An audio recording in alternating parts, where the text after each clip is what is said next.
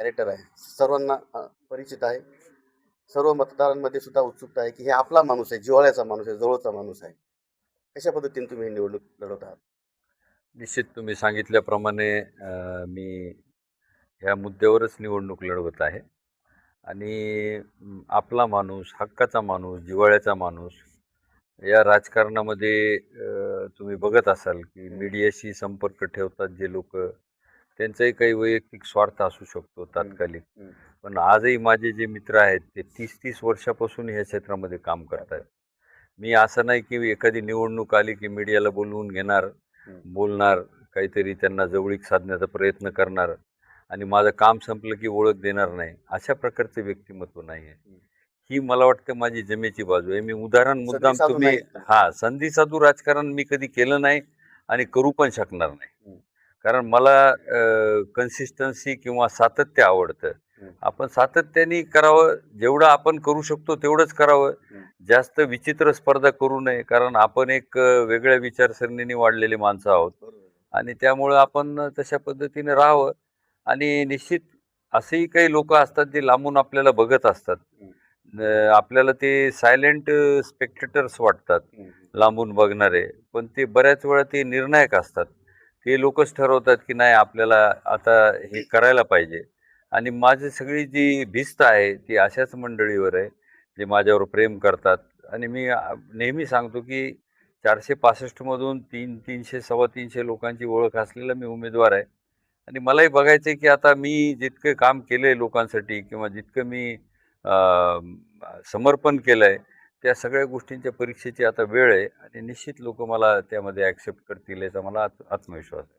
भाऊ, महत्त्वाचा प्रश्न असा आहे की ही निवडणूक जी आहे, ही अनावधानानं तिरंगी झाली. ह्याच्या संदर्भात काय वाटतंय तुम्हाला? तुम्हाला वाटतंय देशमुख साहेबांचा काही फटका बसेल?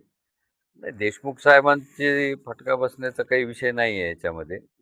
आता कसं आहे, की आपल्याला माहीत आहे, की त्यांनी जो फॉर्म भरला आहे, ते म्हणतात मी काँग्रेस पक्षाचा माझा काही संबंध नाही. हं. जेव्हा आम्ही महापालिकेत बसतो, तर त्यांच्या ज्या भावांसाठीच महाविकास आघाडीने त्यांना उपमहापौर उपमहापौर बनवलं. केलेलं आहे.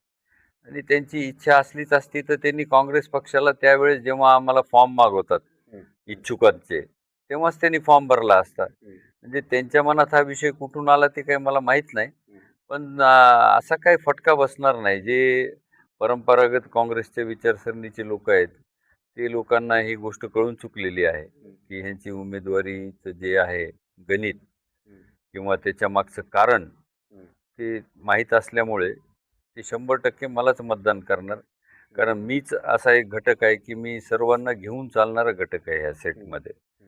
मी कुठल्याही प्रकारचा कधीही जाती, धर्म, पंथ विरहित राजकारण हो. केलेलं आहे आणि त्यामुळे मला वाटतं, की लोकांना प्राधान्य राहील माझ्या उमेदवारीकडे काही आणि नगरसेवक जे आहेत आपल्या फेवरमध्ये काँग्रेसचे आणि काही 5-6 जण जे फुटलेले आहेत. काय वाटते? त्यांना त्यांची मनधरणी करण्यात आपण यशस्वी झालात नाही, मी का? मनधरणी करण्याचा प्रयत्न करतोय, सातत्याने त्यांना बोलतोय, निमंत्रित करतोय. हं, त्यांना सांगतोय, की बाबा मी हे असं-असं उमेदवारी आहे माझी, तुम्ही मला सहकार्य करा. हं, शेवटी एवढंच म्हणू शकतो, की ईश्वर त्यांना बुद्धी देवो हं. चांगल्या कामासाठी. भाऊ त्यांना आपण तिकीट देऊन निवडून आणलेलं आहे. हो, तिकीट दिलंय, निवडून आणले, पण कसं असतंय आता राजकारणात थोडेसे नीतिमूल्य बदलत चाललेत वरचेवर.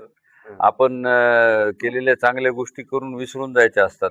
हं, जर सारखं आपण आठवण करून दिली, तर त्या गोष्टीचं महत्त्वही राहत नाही. हं, म्हणून आपण त्या विषयावर कमी बोलायचं. आता ठीक आहे, ज्यांनी त्यांनी समजून घ्यायला पाहिजे, की बाबा काय-काय आपल्याला करायला पाहिजे, आपलं उत्तरदायित्व काय आहे, हं. एका कठीण प्रसंगामध्ये आपल्या पाठीशी कोण उभं होतं, आपण सातत्याने कशा प्रकारचे आपण हे भाऊ त्यांना मोठ्या व्यक्तित्व प्रमाणात आपण तिकीटे पण दिलेली आहेत आणि त्यांना यंत्रणा राबवण्यासाठी आपण आर्थिक रसदही पुरवलेली आहे. काय वाटतंय तुम्हाला आता नाही नाही, आता त्यांना हे बघा, हा राजकारणाचा भाग असतो. माणसं उभे करायचे असतात. हं, माणसं उभे झाल्यानंतर त्या माणसाने ठरवायचं असतं, की बाबा आपण कोणाच्या पाठीमागं परत उभं राहायचंय.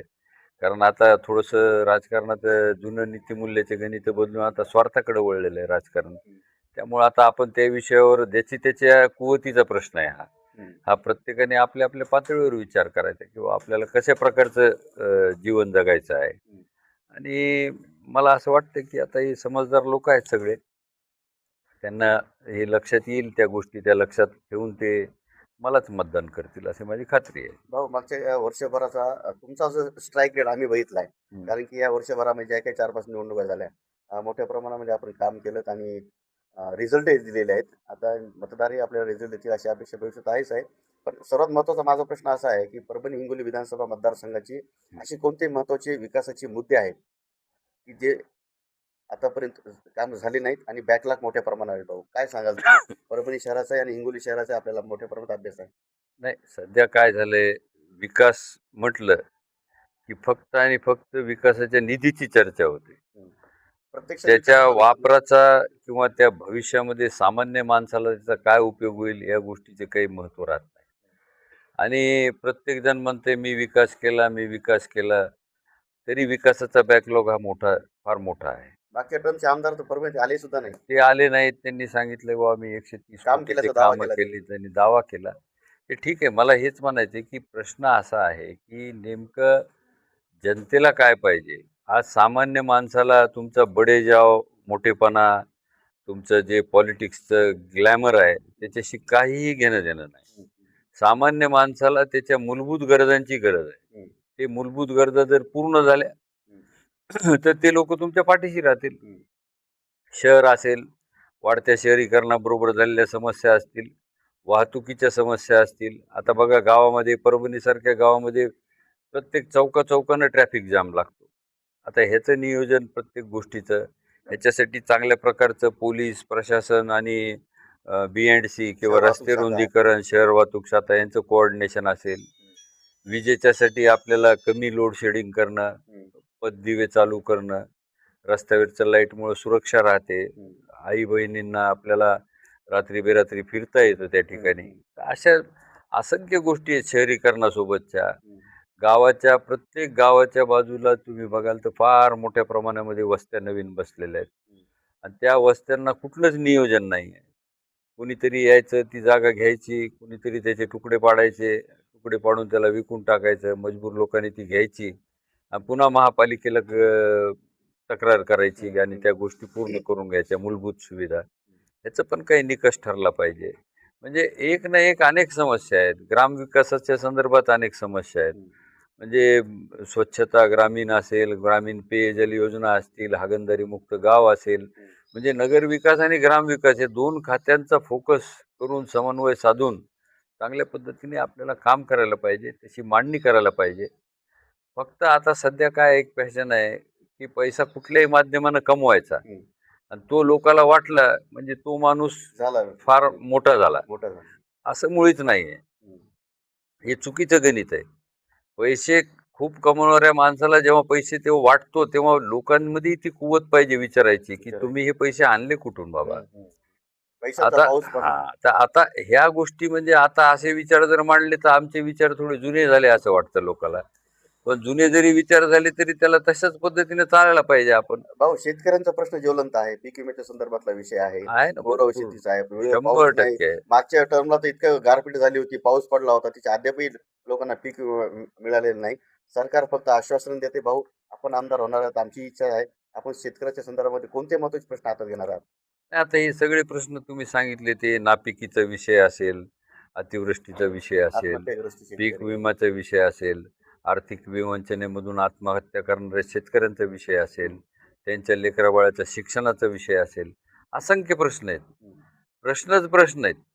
पण आता दुर्दैव असं आहे की प्रश्न राहिले बाजूला हं, आणि राजकारणाची गाडी चालली दुसऱ्या बाजूला. हं, त्याच्यामुळं आता ह्याला जर आपल्याला नीट करायचं असेल, तर असे चांगले लोकप्रतिनिधी आपल्याला पाठवावे लागतील. हं, जे ह्या पक्षावर काहीतरी, ह्या प्रश्नांवर काहीतरी फंडामेंटल विचार करतील, हं, ज्याला आपण बुनियादी विचार म्हणतो. हं, ते जर झाले तर मग मला वाटतं काही फरक घडेल. आणि जर मग काहीतरी शेवटच्या टप्प्यामध्ये कमी जास्त झालं, कोणीतरी निवडून आलं, त्याच्यात जय-पराजयाचा विषय नाही आहे. हं, नेमकं येऊन तुम्ही करणार काय आहेत ह्याचा विषय आहे. हं. आम्ही हे आणू, आम्ही ती करू, आम्ही निधी आणू, आम्ही फलानं करू, आम्ही बिस्तानं करू. अहो, ज्या ठिकाणी आश्वासन दिले त्या ठिकाणी काय परिस्थिती आहे? हं, हं. हे सुद्धा लोकांनी आकलन केलं पाहिजे. आणि असं आहे की निधी फक्त सत्ताधाऱ्यांनाच मिळतो असं नसतं, सगळ्यांना निधी मिळतो. नाही पण विरोधकांचं तुमच्या विरोधाचे महाविकास सॉरी महायुतीचे जे उमेदवार आहेत त्यांचं म्हणणं आहे की आम्ही सत्तेमध्ये आहोत, आम्ही मोठ्या प्रमाणात निधी खेचून आणणार. महाविकास आघाडीचे जे उमेदवार आहेत ते सत्तेमध्ये नाहीत, काय करू शकणार आहेत? आम्ही तरी विकास करायसाठी मोठा निधी खेचून आणू. मला काय वाटतंय आणि की त्यांनी त्यांच्या नगरसेवकही सांभाळले, त्यांनी सूचक वक्तव्य केलं होतं काल. नाही, बरोबर आहे. नगरसेवक सांभाळणं आमचं कर्तव्यच आहे. आमचं कामच आहे ते. नगरसेवक आम्ही आमचेच सांभाळणार ना. आम्ही तुम्हाला थोडी सांभाळायला देणार. हं. ते आम्हीच सांभाळू. आणि गेले तरी थोडं फिरून आले तरी पुन्हा ते आमच्याकडेच येणार. कुठं जाणार कुठे हं. नगरसेवक? शेवटी पक्षाचा एक प्रकारचं एक चौकटीतच सगळ्याला काम करायला लागतं. हं. आणि सत्ताधारी आणि विरोधाच्या निधीचा विषय नाही. इथं इच्छाशक्तीचा विषय आहे. हं. तुम्हाला इच्छा आहे का करायची? तुम्ही पदावर नसतानाही तुम्हाला ते काम करत राहावं लागतं. हं. हं. आणि आम्ही ते केलंय. आम्ही छोट्या-छोट्या माध्यमातूनही आम्ही मदत केलेली आहे. आम्ही असे खिशातून पैसे काढून देताना फोटो काढून नाही घेतले लोकांचे, की आम्ही कोणाला काढून मदत केली तर आम्ही नाही फोटो दाखवले कोणाला, की नाही आम्ही असं केलं, आम्ही तसं केलं. ते आमचं कामही नाही. आमची ती पातळी पण नाही. आमचं काम काय आहे, चांगल्या पद्धतीनं काम करत राहायचं. ह्या कानाची त्या कानाला खबर नाही लागली पाहिजे. आणि लोकांना मी एक लो प्रोफाईल राहणारा माणूस आहे. मला नाही वाटत की फार मी बडेजाव करायला पाहिजे. बडेजाव सामान्य माणसाला आवडत नाही. मोठ्या लोकांना ते वळून गेल्यानंतर काय म्हणतात ते आम्हाला माहीत आहे. त्याच्यामुळं आम्ही सुद्धा सामान्य लोकातलेच माणसं आहेत. आम्ही बडेजाव न करता साधेपणानं जीवन जगणारे माणसं आहेत. दिली संधी तर सोनं करू, चांगलं काम करू. आणि मला ह्यावेळेस असं दिसतंय की परभणीकरांच्या मनात मला कुठेतरी चांगल्या पदावर ठेवायची इच्छा आहे. कारण मला असे उत्स्फूर्त प्रतिसाद येत आहेत. ठीक आहे, वोटर एक वेगळा आहे आणि सामान्य नागरिक वेगळा आहे. पण ह्या सगळ्या सामान्य नागरिकाचा त्याच्या वोटरवर दबाव आहे. आलं ना लक्षात? की एकदा आम्ही तुम्हाला निवडून दिले, आता तुम्ही पण रास्त माणसाला निवडून द्या. हां. आम्ही नगरसेवकाची निवड रास्त माणूस म्हणून केलेली आहे. त्या रास्त माणसांनी पुढे त्याची निवड सुद्धा चांगल्या पद्धतीने केली पाहिजे. जेणेकरून विकासाच्या गोष्टीला कुठेतरी हातभार लागेल, एक साखळी पूर्ण होईल आणि मग तुम्हाला परिवर्तन दिसेल. धबकेबाजामध्ये मतदारांमध्ये चर्चा आहे की घोडे बाजार मोठ्या प्रमाणात होणार. काय सांगाल भाऊ तुम्हाला? आहे ही निवडणूक, तशाच प्रकारची निवडणूक असते. मान्य करता? हे मी मान्य करतो. घोडेबाजार होतच असतो याच्यामध्ये. कमाल तर हीच आहे ना, की तसल्या घोडेबाजारात आपल्याला टिकून राहायचंय. टिकून राहायचं. मोठी कमाल आहे. हां, ही मोठी कमाल आहे. आता घोडेबाजार करताना एक गोष्ट आहे, की निवडणुकीच्या नियतीप्रमाणे किंवा निवडणुकीच्या सेटअपप्रमाणे खर्च करणे वेगळी गोष्ट आहे. आणि घोडेबाजार करून काहीतरी वेगळं घडवून आणणे ही वेगळी गोष्ट आहे. आमचं वारंवार अपील हेच आहे, की बाबा ठीक आहे, घोडेबाजारही होऊ द्या, पण त्याच्यात एखाद्याला आमच्यासारख्याचंही लक्ष राहू द्या ना. जो काय करतो ते. तुम्ही मोठे माणसांनी मोठे कामं करावं त्यांच्या हिशोबानं. पण जेव्हा करत असताना सामान्य माणूस म्हणून मी एक सामान्य लोकांचं प्रतिनिधी करणारा माणूस आहे. मी प्रतिनिधित्व कोणाचं करतो? साध्या लोकांचं करतो. मी कधी 5 स्टार ह्याच्यामध्ये राहिलो नाही. मी कुठल्याही संस्कृतीमध्ये तसा राहिलो नाही. मी एक सिंपल लिव्हिंग हाय थिंकिंगच्या सर्वसाधारण. ह्याच्यामध्ये मी राहिलो आणि मला त्याच्यातच आनंद आहे आणि मी म्हणूनच ह्या पदाला मी न्याय देणार आहे भविष्यामध्ये. मला कुठलाही मोठेपणा आवडत नाही तशा पद्धतीने. काय सांगाल भाऊ? आव्हान काय कराल मतदारांना? कारण की मतदारांची सध्याच्या घडीला जी मानसिकता आहे ती संभ्रम अवस्था निर्माण झालेली त्यांच्या डोक्यामध्ये. रातोरात फोन येत आहेत, कोणी इकडे पळतंय, कोणी तिकडे पळतंय. हॉटेल मॅनेजमेंट सध्या सुरू झाले. काय सांगाल तुम्ही? नाही, आता संभ्रम बिथरलेल्या अवस्था मतदारांना काय सांगाल? विसरलेले मतदारांना माझे एवढंच म्हणणं आहे, की बाबा तुम्ही कुठल्याही प्रकारची काळजी करू नका.